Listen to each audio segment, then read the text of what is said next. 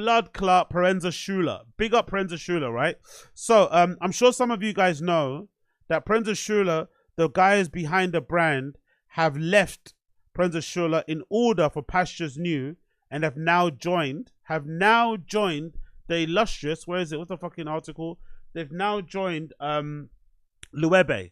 I've spoken about it previously regarding JW Anderson leaving Loewe'S and stepping down, and I guess focusing more on his own brand, and potentially the news hasn't been confirmed that he's going over to Christian Dior. But this is news that kind of, shocked the airwaves because it's been finally confirmed that these guys have left Proenza Schouler in order to go to Loewe'S. Now, I think they're a good fit, the creative directors of Proenza Schouler. I think they're a really, really good fit for it, especially when you see some of the collections that I've been checking out of Proenza Schouler from the past. And something that kind of stuck out to me when I was checking out the collections of Proenza Schouler when, before these guys, obviously news was announced, I checked the collections, right? You know what I realized?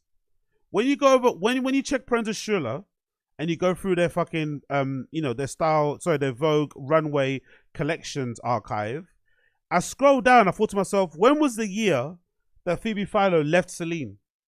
Because I felt like whenever Phoebe Philo left Celine is when a lot of brands decided to fill that void. And one of them was Proenza Schouler. They decided to fill that void by kind of appeasing and kind of speaking and designing for that woman. And then I remember that Phoebe Philo left Celine around what? 2016, 2017, which I think corresponds a lot to when, if you scroll down here, you'll start to notice that Proenza Schouler, some of these collections here, they're only 2 in, but they become a lot more kitsch. They become a little bit more avant-garde. They become a little bit more designery, a little bit more chic, a little bit more like cool looking from like 2016 onwards, from pre-2016, like even just looking at the first images on the thumbnail of the collections. Result 2017, this look here exactly could be taken from a fucking Celine lookbook. If you look at it, even the model herself looks like somebody that would have fucking modeled for Phoebe Philo Celine back in the day.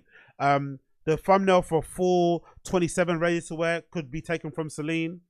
And then same with pre-Fall 2017, and the same goes for 2018. So it obviously, I feel like I only mentioned that to say, because I feel like if you're going to go over to Loewe'S, probably the easiest thing to do is maybe to go get somebody who designs maybe in that original Celine, Phoebe Philo kind of way, because that kind of feels similar to what JW Anderson was doing at Loewe'S.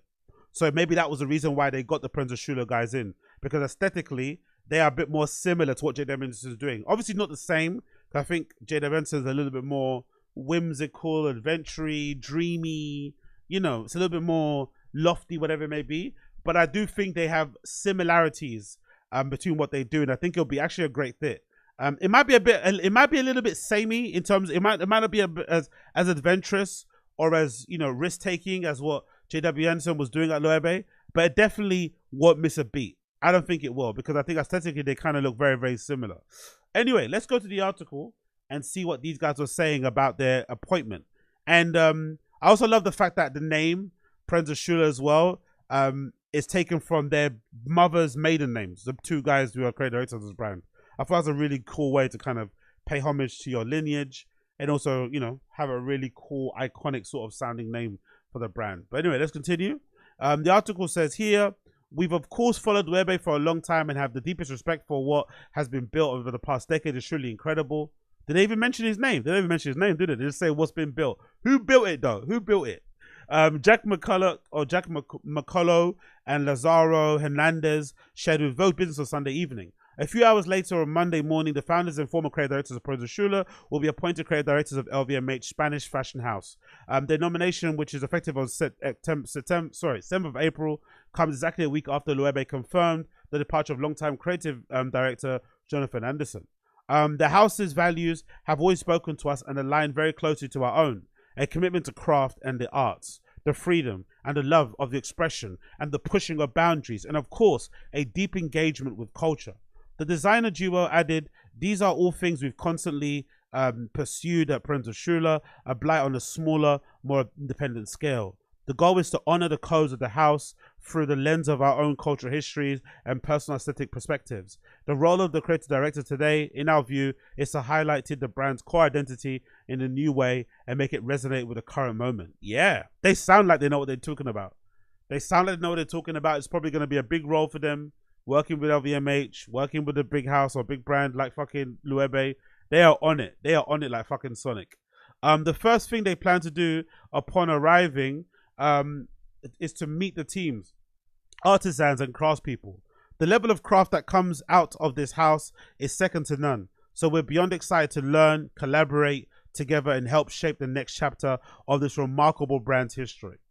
It continues. McCulloch and Hernandez rose to fame in 2002 when they founded a New York cult label, Proenza Schouler, after graduating from Parsons School of Design, same school I think that Heron Preston went to. Very legendary design school out there in New York. Known for its cool girl New York spirit, the label became a New York Fashion Week mainstay over the last 2 decades, save for a short-lived stint in Paris for season 18 and autumn-winter 18. McCulloch and Hernandez announced their departure from Proenza Schouler in January, but will remain on the board and continue to be shareholders. Nice. Double salaries.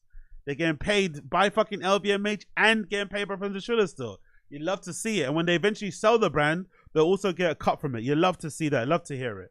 I'm not going to lie. A part of me, maybe because I miss fucking, what's his fucking name? Karl Lagerfeld. But a part of me wishes more of these designers could design for different brands or for different houses at the same time. I miss that, honestly. I miss the fucking slash. I miss the hyphens, you know? I miss the commas next to designers' names.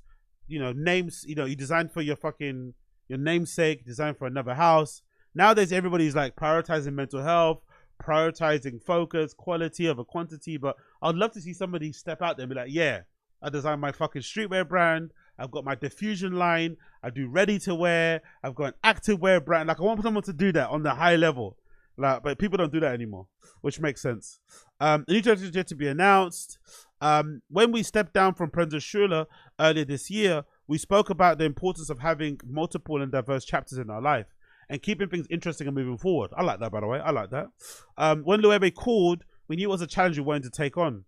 We've known Delphine Arnault, chairman and CEO of Christian Dior Couture, and Sydney Toledo, advisor of LVMH, for 4 years and have stayed in touch. We have immense admiration and respect for everything they built. By the way, another note for people out there who want to work in fashion, who want to work in a creative field, another note of how important it is to network, how important it is to keep, you know, certain people within your fucking Rolodex or your friendship group, because you never know when it might come around. You never know when it might come back around. So allegedly they were keeping, you know, they were keeping friendly with people that worked at LVMH, which is obviously, you know, within your best interest if you're a designer. But when it came time to make that call, they made that call because they know these people intimately, they know them personally, and they fucking respect their work. But it's also good to know people. It's also good to know people because sometimes you can get, you know, you get the one over your fucking competition because you have that personal relationship with people. So I fucking love that. In the House's release on Monday, Tolindano quoted saying that McCulloch and Hernandez' eclectic creativity and dedication to craft make them a natural choice to build their next chapter of Loewe. They have big shoes to fill. During his 11-year run, Jonathan Anderson took Loewe from a small luxury brand that few knew how to pronounce to one of the busiest labels in fashion. Exactly. I only knew of Loewe because I have a lot of, like, you know, Spanish-speaking people around me and shit. And I knew that because of some of the bags. A lot of their mums and fathers back in the day, grandparents, you know, Loewe bag was like very highly coveted and prized over there in Spain. That's the only reason why I knew the brand. The only reason. And I knew people that worked at the store back in the day. But it needs to be said that Jonathan Anderson put Loewe on the map. Yes, they've always been around. Luxury goods, leather goods, we get it. But in terms of a modern era, in terms of contemporary wise, Jonathan Anderson's the one that put Loewe on the map. So they have immense shoes to fill, like the biggest shoes. It's going to be a hard fucking challenge. But I think considering what they've done prior to Proenza Schouler, I think they're going to fucking take to it like a duck to water, but it's not going to be easy. He maintained Loewe's focus on craftsmanship, bringing through strong cultural references from canonical literature, music to hyperrealism. Alongside successful products like the puzzle bag, Anderson built a Loewe universe. The brand's marketing is often revered, notably its killer TikTok strategy, memorable campaign starring the likes of Daniel Craig and Maggie Smith, and the megawatt pool of young ambassadors, including Drew Starsky, Ayo Edeberry, and Taylor Russell. Yeah, Taylor Russell in that fucking coat, By the way, I think there was a couple collections with Proenza Schouler where they made, maybe it was the latest one, where they made a coat that was a similar, that puffy coat that Taylor Russell made famous. I'm pretty sure they made a similar one. I'm pretty sure Proenza Schouler have made a similar like padded puffy bomber jacket thing. So that makes a lot of sense. But yeah, I really want to see them win. I really want to see them do it. But big shoes to fill. And there's obviously Ayo Edeberry wearing something from fucking Loewe at the Golden Globes. Loewe sales went from approximately 230 million euros in 2014, according to Morgan Stanley, to between 1.5 billion and 2 billion in 2024. God almighty, bro. Imagine the bonuses Jonathan Anderson was getting. To take that brand from 230 mil to 1.5 bill is crazy work. According to estimates by Bernstein and analyst Luca Solka, lists rank Loewe as the top 5 hottest brands each quarter of 2024. And in its 2024 earnings statement, LVMH said Loewe was buoyed by the growing brand's awareness and the bold creativity of its collections. Yeah, I fucking love that, man. I fucking love that. I cannot wait. I cannot wait to see what they do going forward. So big up the Proenza Schouler guys. Big up the Proenza Schouler guys. I know they're going to do a good job. I know they are going to do a good job.